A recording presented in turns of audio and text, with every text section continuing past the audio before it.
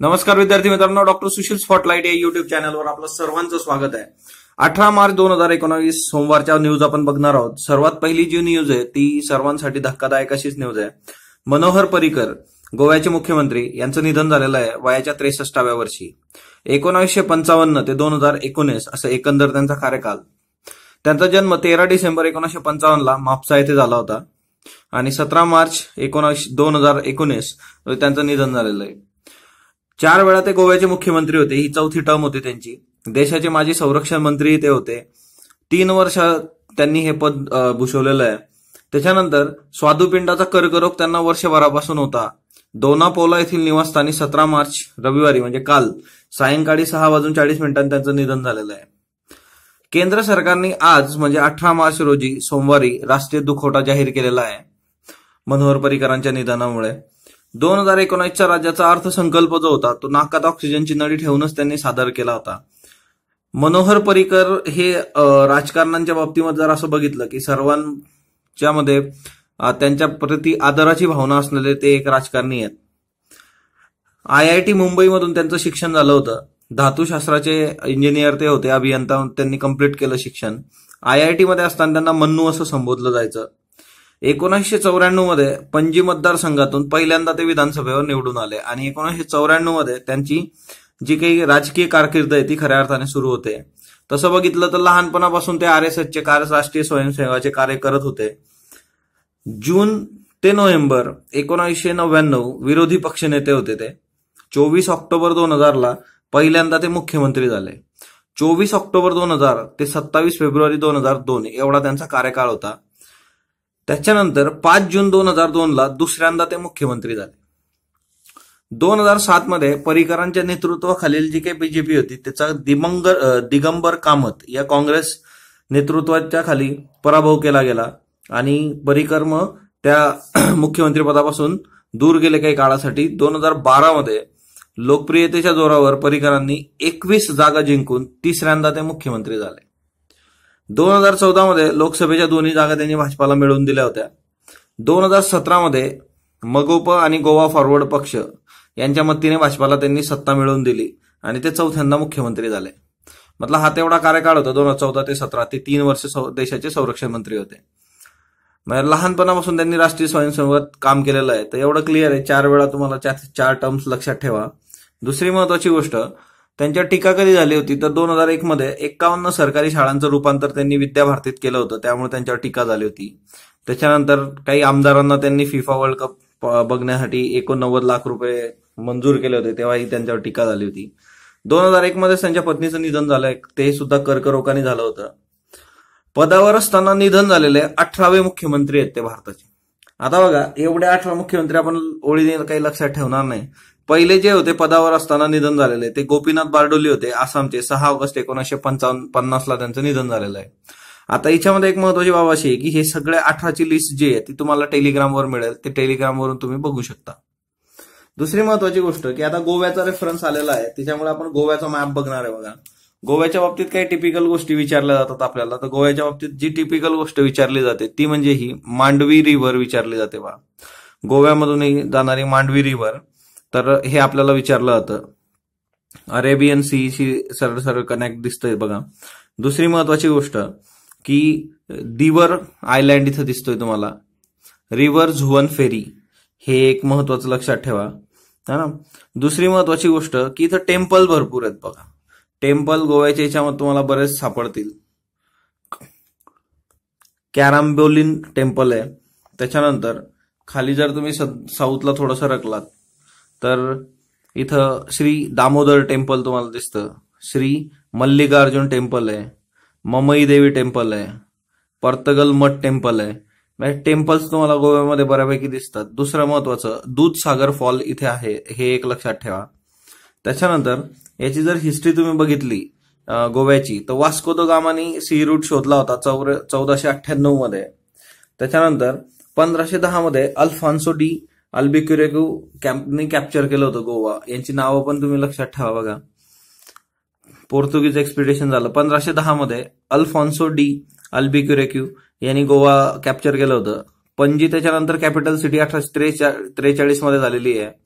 गोवा, दमन आणि दीव यांना स्वातंत्र्य मिळालंय डिसेंबर 1961 आणि गोव्याला राज्याचा दर्जा मिळाला आहे 30 मे 1987. तर गोव्याची आपल्याला थोडी हिस्ट्री माहित असणं आणि गोव्याचं ते महत्वाचं आहे. मांडवी रिव्हर बऱ्याचदा विचारले जाते बघा गोव्याच्या बाबतीमध्ये, तर ते एक लक्षात असू देत. अरेबियन सीशी सरळ सरळ कनेक्ट झालेलं हे सगळं आहे. तिथं बरेचसे बीच, त्याच्यानंतर किल्ले सुद्धा आहेत, हे तुम्ही बघू शकता. ॲटोर्ना फोर्ट आहे, इथं चापोरा फोर्ट आहे. हे सगळं पोर्तुगीज टेरिटरी आणि त्याच्यामुळे मग हे किल्ले आणि ते सगळे रेफरन्सेस आणि तुम्हाला बीचेस वगैरे. सो ही एक महत्वाचं गोव्याच्या बाबतीत आपल्याला माहित पाहिजे. आणि गोव्याचं जे स्पेशलाइज त्यांना स्टेटस दिले ते आर्टिकल आहे 371 आहे, तर ते पण आपण लक्षात ठेवायचं. त्याच्यानंतर पुढची जी न्यूज आहे आपली ती इलेक्शन कमिशनने काही कठोर नियम बनवलेले आहेत. जे उमेदवार आता इलेक्शन लढतील त्यातले गुन्हेगार जे असतील त्या गुन्हेगारांसाठी कठोर नियम बनवलेले आहेत.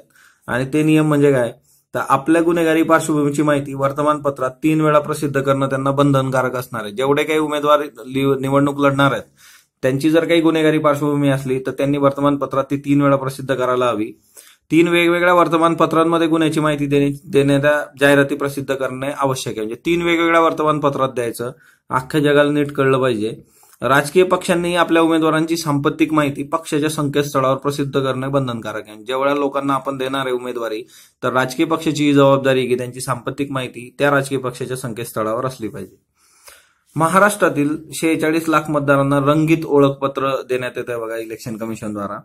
आता आधीचं जे आपलं ओळखपत्र दिलं जायचं इलेक्शन कमिशनद्वारा ते कृष्णधवल होतं, ब्लॅक अँड व्हाईट होतं, संगणकावर मुद्रित केलेलं राहायचं ते.